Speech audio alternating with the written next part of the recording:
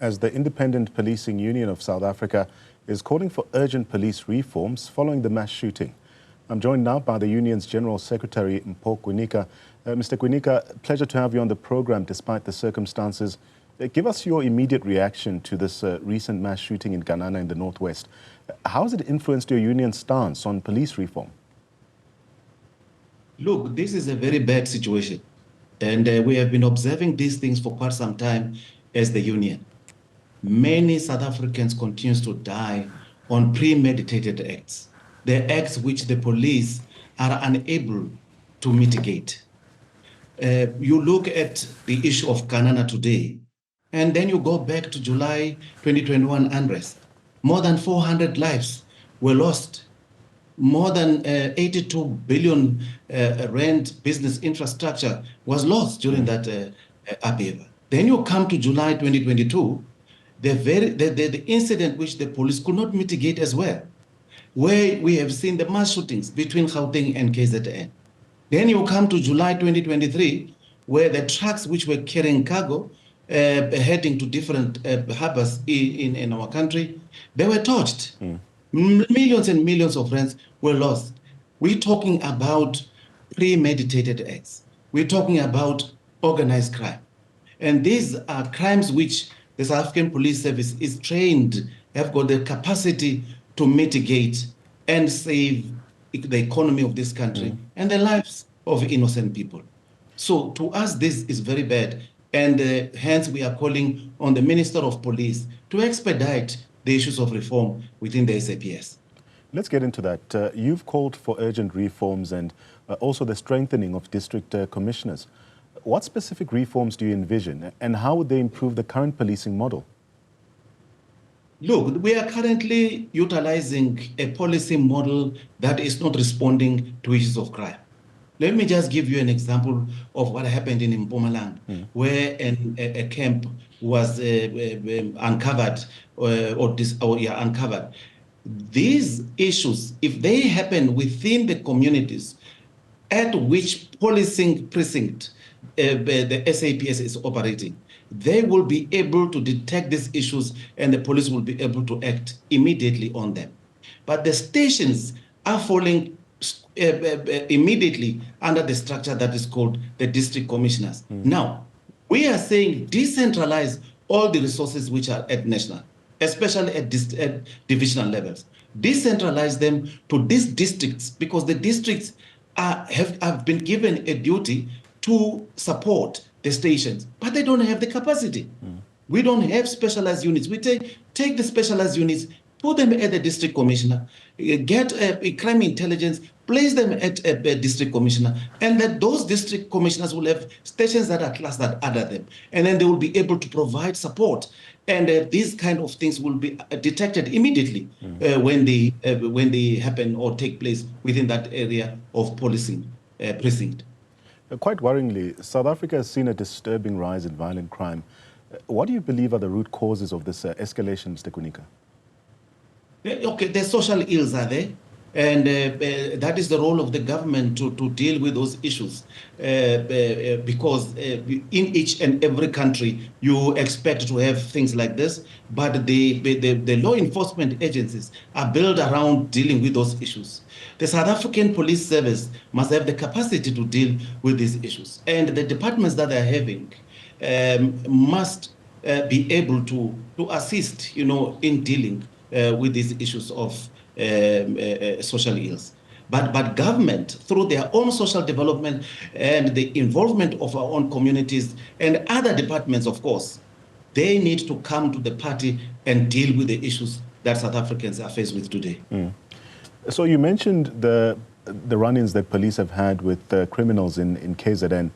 And of course, the SAPS has faced criticism for its handling of recent violent incidents. In your view, where SAPS failed and what specific changes are necessary or needed to indeed address these failures? There must be proper coordination of activities within the South African Police Service and the other departments.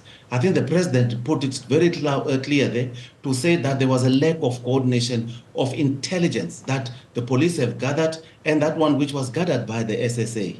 We need to see these things going on. And we thought by now we would have made great strides in making sure that we have those kind of coordinations. But, you know, as things stand now, it is very clear that South Africa, we as South Africans are on their own.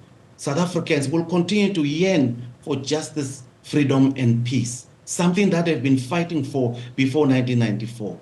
Today, post-1994, they are still yearning for the very same thing. I think government has a responsibility, has a duty to protect lives and properties. And through the Department of the South African Police Service, they must be able to achieve that objective. So you've also previously highlighted the issue of police stations being in poor condition and also lacking technology. Can you provide examples of how these deficiencies, if you will, have directly impacted crime-fighting efforts? Look, we want to see FICs. These are face identification cameras installed everywhere in our townships for safety reasons, not for any other thing, but for safety reasons. We want to see the South African Police Service stations having better equipment. The computers which we're utilizing today in the fight against crime, they're outdated. We want to see equipment such as the interception systems that we are using for the sake of fighting crime. And I want to reiterate on this. We have to utilize the law to intercept illegal activities from criminals for the purpose of successful prosecution in court, not to utilize equipments to go after people whom you do not like. We want to see the police members themselves, taken into in-service training, acquaint them with the use of drones within their own area of policing precinct. We need to see the South African Police Service, which is comfortable, to compete with the rest of the world in the use of technology. And that's what we are talking about. Mr. Kwinika, you touched on this a bit earlier on, the presence of illegal military camps, but also reports of South Africans funding terrorist organizations. I mean, these are deeply concerning. What steps should be taken to really enhance national security, but also prevent such threats? Again, it's the issue of working together with Interpol. We are happy that the General Secretary or Secretary General of Interpol was in South Africa the past 2 days. I think the purpose of his visit could have been one, to see the methods that we are utilizing to try and input into the world stage of fighting crime. As you recall what happened now, we have been accused of funding, this terrorist organization within our own shores.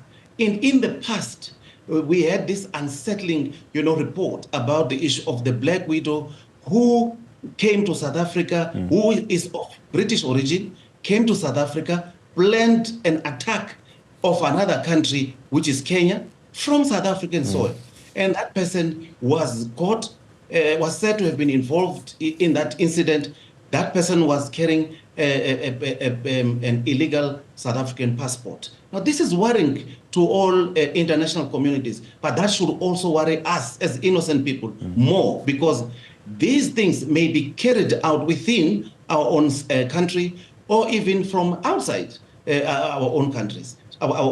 So we have to get all the units, all the departments of state to coordinating the activities which has got to do with the gathering of information for successful utilization in order to curb these kind of things. Thank you so much for your time, Mr. Kwinika, and really sharing your insights and perspectives with us today.